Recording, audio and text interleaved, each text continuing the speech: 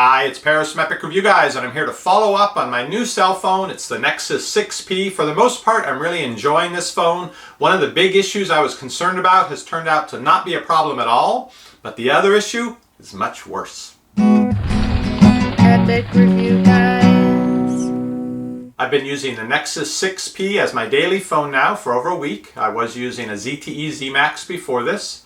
Still in perfectly good shape, and you noticed it has not folded in half, but then again, unlike that guy in the other video, I haven't tried to fold it in half.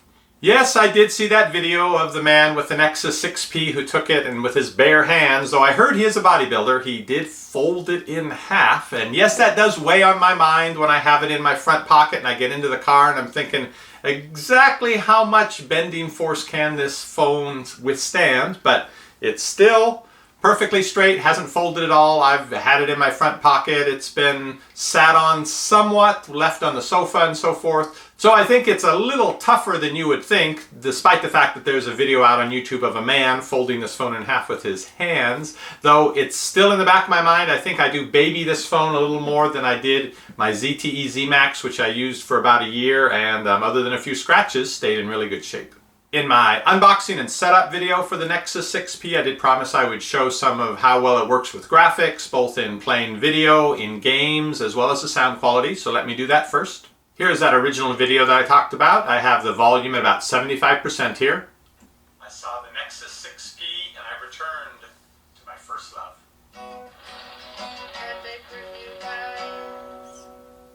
Now I had decided not to spend this much money on a phone again, but I pushed the volume all the way to maximum and I've turned the brightness up on the screen all the way as well. Let's see if it's going to live up to its price. The ZTE Z Max, $252. Hill climb racing at maximum volume and maximum brightness on the screen.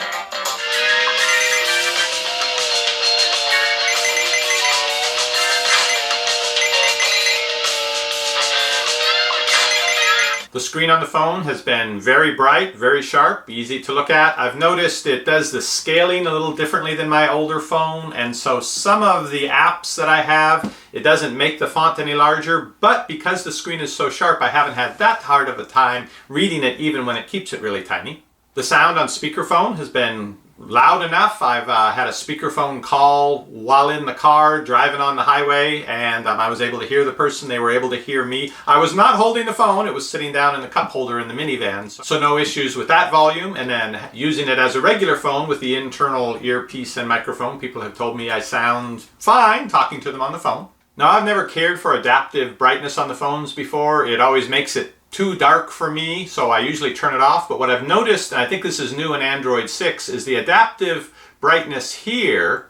When you turn it on, it adapts the brightness based on where you have the brightness slider. So you can actually slide it to more or less, and it will adapt within a range around that. So I'm actually using this again now, and I think this is going to help some with the battery issues that I will get to shortly. One of the reasons I wanted a new phone and I wanted something beyond Android 4.4 is so I could set up additional user profiles on the phone for the different Twitter and Instagram and YouTube channels that we have. And so I have set up a second user profile on this, and it did use some more memory. I set up several apps with it, but nothing like the experience I had on the Zenfone 2, the Asus phone that I tried out for this, and it just didn't work. I ended up just using it not even intensively, and I was getting memory warnings that I was running low on active memory. This has 3 gigabytes of memory, and with both profiles having switched back and forth in Instagram and Twitter between them,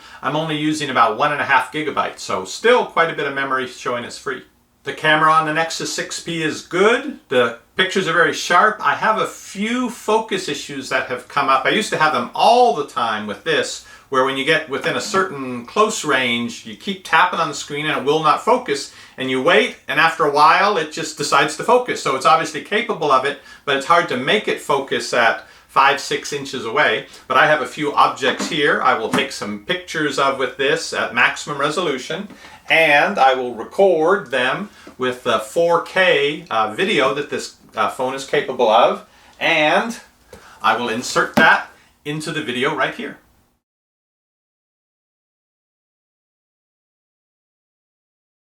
This is the rear-facing camera, recording in 4K.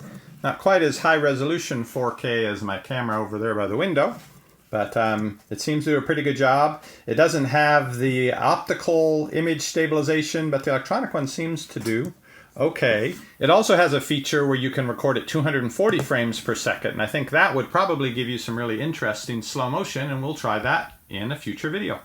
Now about the two concerns I brought up in my original video. One was heat. Turns out that there's a spot right above the fingerprint sensor here that gets warm. Now with charging, it does have this fast charge, quick charge technology that will let you bump up the battery charge by about 25%, which is 20 minutes of charging. So it's pretty good and handy.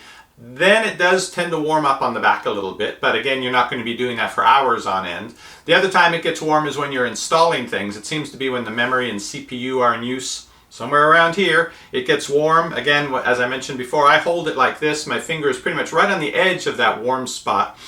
I'm not that often installing things or using it so intensively, so I haven't found that to be a problem.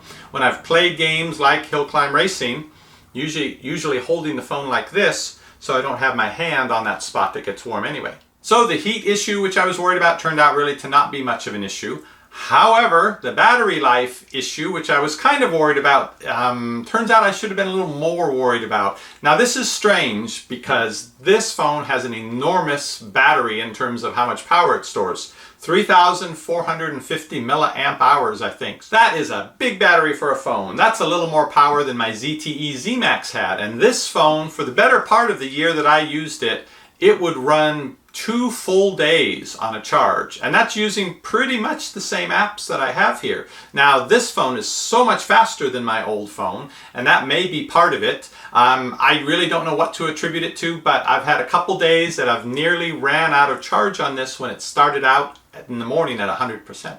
The saving grace with the Nexus 6P is that fast charge that lets you plug it in for 20 minutes and bump up the battery life 25%. So if you do that once during the day, then it's really not cutting it so close. There will be updates for the Nexus 6P in terms of the firmware. There will be updates in Android. Maybe they'll manage the battery life a little better. It has such a big battery. Where is all that power going? I can't quite figure that out. But the quick charge, fast charge will get you through the day so long as you can plug it in at least once during the day for about 20 minutes.